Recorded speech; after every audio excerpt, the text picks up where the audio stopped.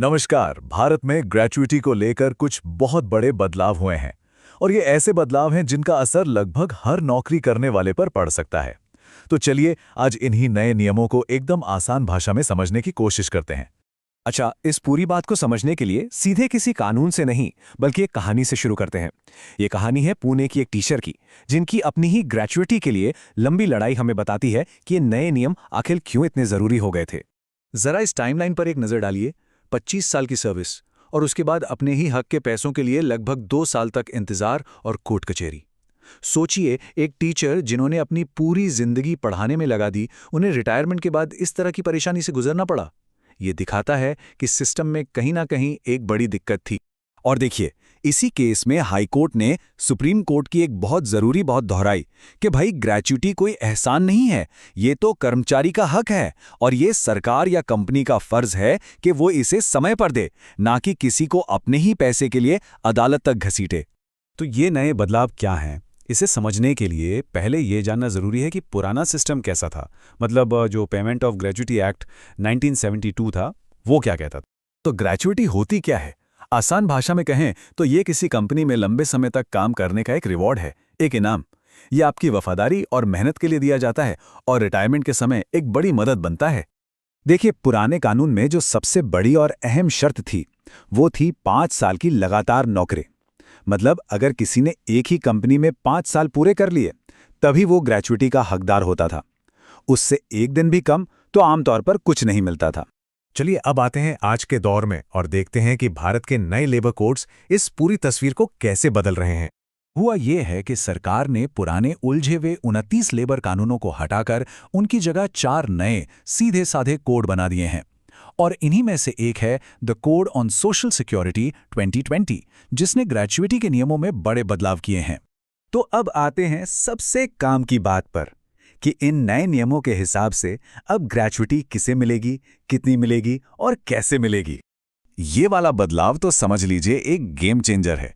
पहले कंपनियां क्या करती थीं कि बेसिक सैलरी बहुत कम दिखाती थीं और बाकी सब भत्तों में डाल देती थीं। इससे उनकी ग्रेच्युइटी की देनदारी कम हो जाती थी। लेकिन अब नए नियम के तहत आपकी बेसिक सैलरी और डीए मिलाकर कुल सैलरी का कम से कम 50% होना ही चाहिए। इसका सीधा मतलब है ज्यादा ग्रेच्युइटी। जरा इन आंकड़ों को देखिए, सब साफ हो जाएगा। मान लीजिए किसी की सालाना सैलरी 10 लाख रुपए है, तो पुराने नियमों के हिसाब से 10 साल में उसे करीब 1.25 लाख की ग्रेच्युइटी मिलती। लेकिन अब नए 50% वाले नियम से उसे करीब 2,40,000 मिलेंगे। मतलब सीधा सीधा 43% का इजाफा।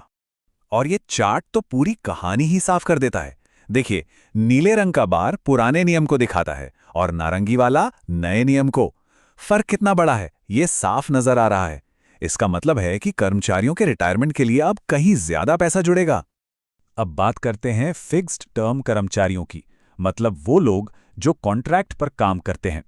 आजकल आईटी, मीडिया, मैन्युफैक्चरिंग, हर जगह ऐसे कर्मचारी बहुत ज्यादा हैं और नए कानून में इनका भी खास ध्यान रखा गया है। ये एक और जबरदस्त बदलाव है। जहां परमानेंट कर्मचारियों के लिए अब भी 5 साल की शर्त है, वहीं कॉन्ट्रैक्ट पर काम करने वालों के लिए ये सीमा घटाकर सिर्फ 1 साल कर दी गई है। जी हां, सिर्फ 1 साल।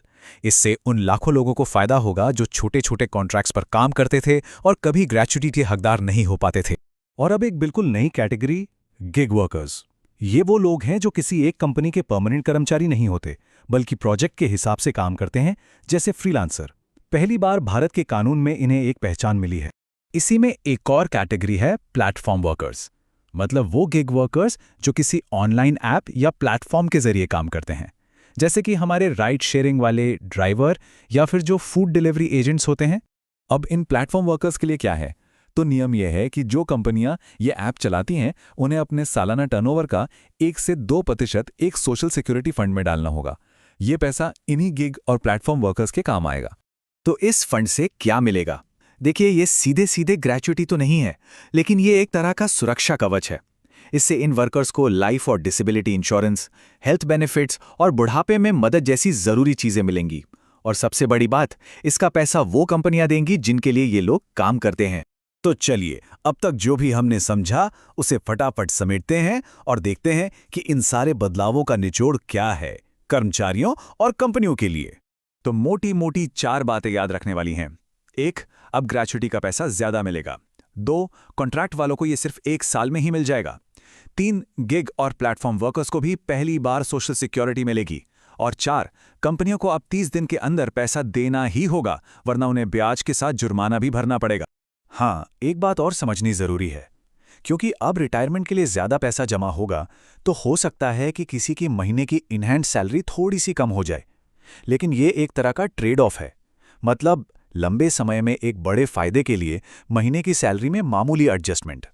तो कुल मिलाके ये नए कानून यकीनन एक बहुत बड़ा और जरूरी कदम है, लेकिन जिस तेजी से भारत का वर्कफोर्स बदल रहा है, डिजिटल हो रहा है, एक सवाल तो मन में उठता है कि क्या ये नियम काफी हैं या ये 21वीं सदी के लिए एक नई सोशल सिक्योरिटी व्यवस्था बनाने की दिशा में सिर्फ पहला कदम है।